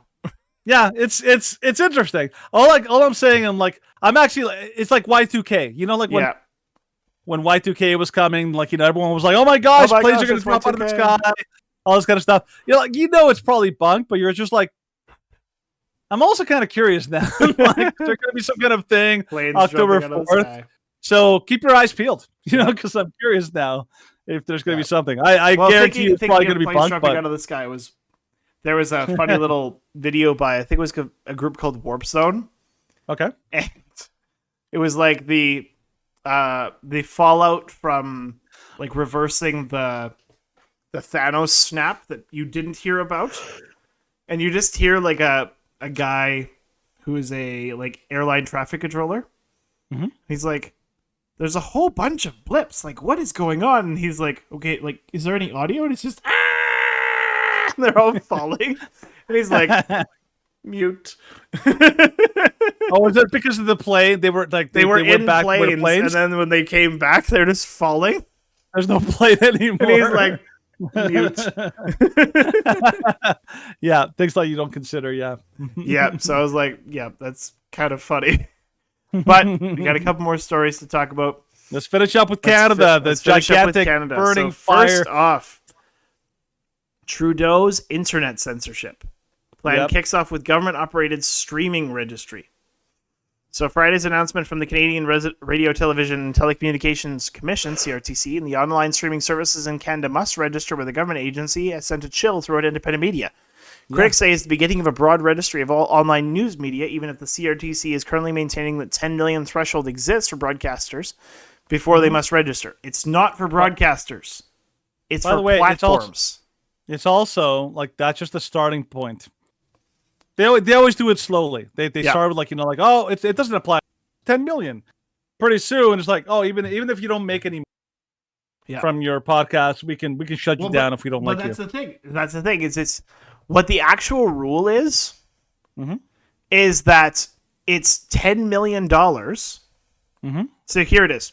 So in a news release, they announced that the settings in which online streaming services need to provide information about their activities in Canada, online streaming services that operate in Canada to offer broadcasting content, online streaming services that earn $10 million more in annual revenues will need to complete a registration form by November 28th, 2023. So let's think about that. Rumble is applicable to this. Twitter is applicable to this. YouTube is applicable to this. Twitch is applicable to this. Every single main streaming platform that people access, aside from maybe Kick because it's brand new, will be subject to this. And Kick, of course, is going to be subject to this before long.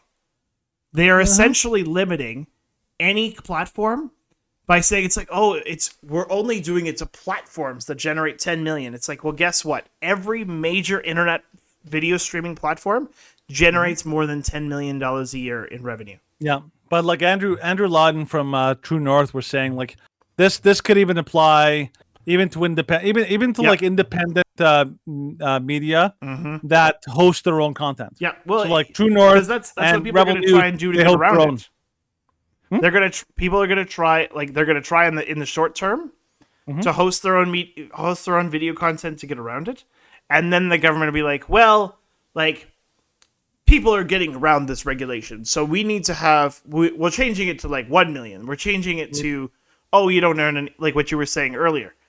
Like this is what they're starting at. They're taking everybody off the major platforms, and then when people go to the side platforms, then they're going to remove the side platforms. It's all an effort to try and push the notion and try and push absolute agreeance with their ideological manifestations. It's truly deplorable. It's interesting because like if you actually follow Canada for the last couple of years, you notice like every single step, every single action that Justin Trudeau has taken has been in line with a socialist Marxist model. Okay, like the idea of banning guns, that's from a socialist model. Yep. Socialist countries, like like anything like communist China style, think Cuba, think Venezuela, think any like communist country, they ban guns, but they don't do it right away. They do it in steps. They do it incrementally, slowly, until they can basically disarm the populace.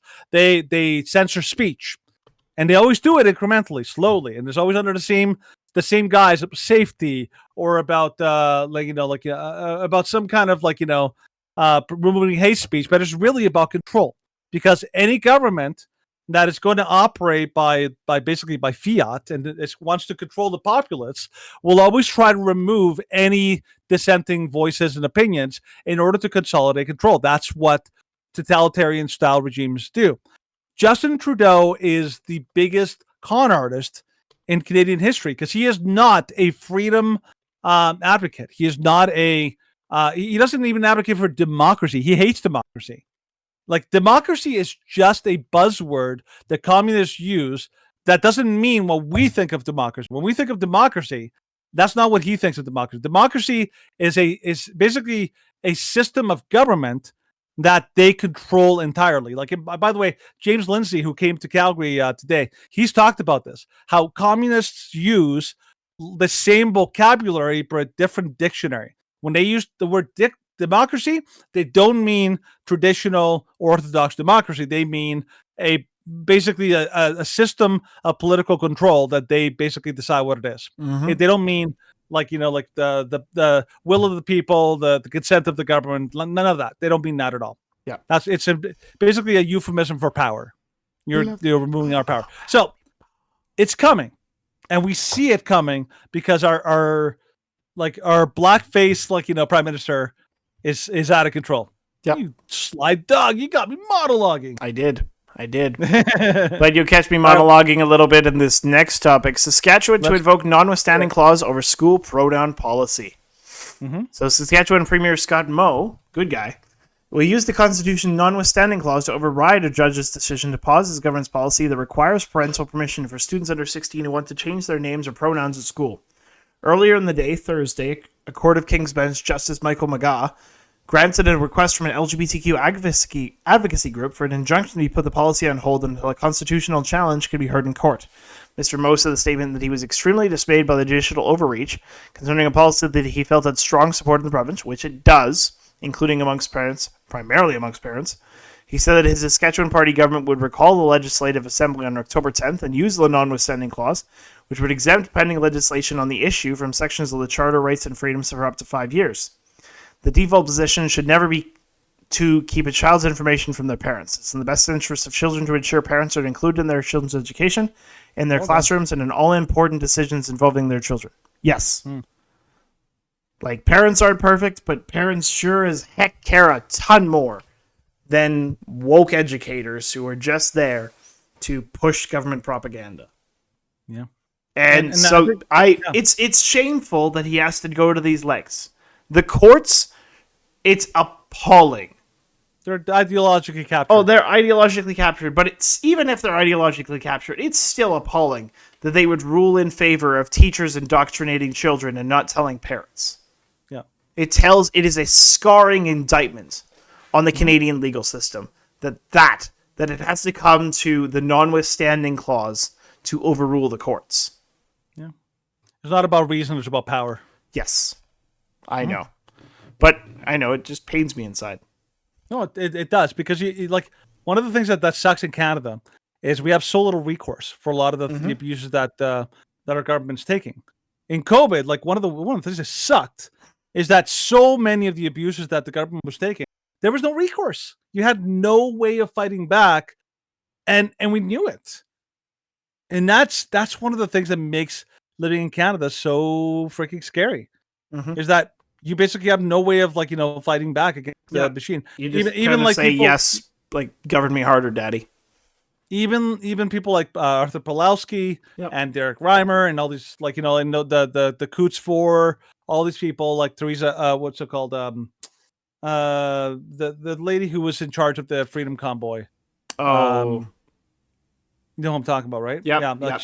She was in the court, and apparently the court was so frustrated with the Crown and how terrible they were arguing her case that they actually threw out I think they threw out Tamara Lich. Thank you, Tamara Lich. Apparently that court case was going so poorly for the Crown that the judge, I'm not sure if he threw out the case or if he did but he did something drastic to the point where it was like a massive rebuke to the Crown, because like it was obvious that the process is the punishment. And unfortunately, if you are a moral person who's willing to make a moral stance, you're going to basically be dragged through the mud. And after after you're exonerated and you're proven to be in the right, doesn't matter. They basically already done the damage. Yeah, which is pretty horrible. So Canada sucks right now.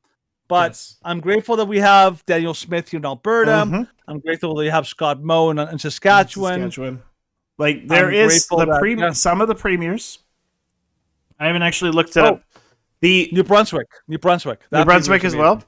Hold on, I'm just going to quickly check because I believe there was an election today.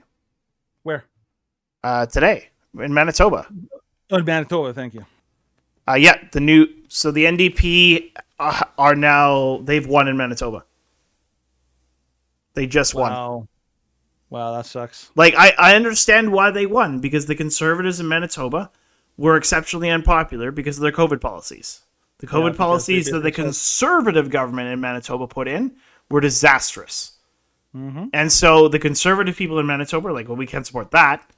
And so they're like, well, because people basically declined to vote for the Conservatives, then the NDP were like, yep, so we win. Because there's no other alternative. And they came in through the center because I'd be interested to see, like, when the final counting is done, I would guess that the Conservatives probably lost about 15 to 20% of their support from the previous election. Makes sense. Yeah, the problem is like here in Alberta, we would have chosen NDP government except for the fact that we lived through it. Yes. And that the same well, leader we still was came very, responsible very for that. close. Yeah, but like Rachel Notley was the reason why they lost. Yes. That really was the main reason why they lost. Because people were reminded by how terrible it was in 2015 to 2019. Mm-hmm. So Like, we were spared. Yes. We were spared. Danielle Smith has, she has boosted the UCP by a significant amount, and we're grateful for that because she likely pulled that election out of the fire. Because when she was elected to the head of the UCP, things were dire. Yeah, it didn't look good. But then the polls rose and the UCP won. And she's been doing some good things, and she's been standing mostly for proper decency in Alberta. Yeah, So, good. I like she has some bad moments, but in general, I like her. But the NDP are 10 times worse. So, unfortunately, Manitoba, you're kind of in for it. But I'm always inclining towards, like Alberta 51, Saskatchewan 52. The one positive thing I will say, Stephen, is I was listening to Andrew Lawden talk about BC. Apparently, BC is slowly starting to move a little more conservative. Yeah, they are. Which is good news because BC is in dire straits right now with their COVID policies. Indeed, they are. All right, so that's probably where we're going to end today's show. Thank you for watching. Thank you for listening. If you're wanting to watch our other videos, you can check us out on YouTube, BitChute, and Rumble. You can also check us out at theshrewddudes.com. If you want to check out our text platforms, you can do so at Getter, Twitter, and Parler. And of course, you can always send us an email at, I believe it's theshrewddudes@gmail.com. That's right. Now, we will not, unless Danny records some special segment, we will not have a show on Thursday because I have parent-teacher interviews, and it's just the way the cookie crumbles because I had to choose between doing it during showtime or doing it during work. So, chose during showtime. Yeah, campus. That makes sense. We will be back on Tuesday, barring any other things. So, we will see you then. And we always like to remind you, here at the Shrewd Dudes Podcast, why be rude when you can be shrewd? Have a great night, everybody. And as always, God bless. Good night, everybody.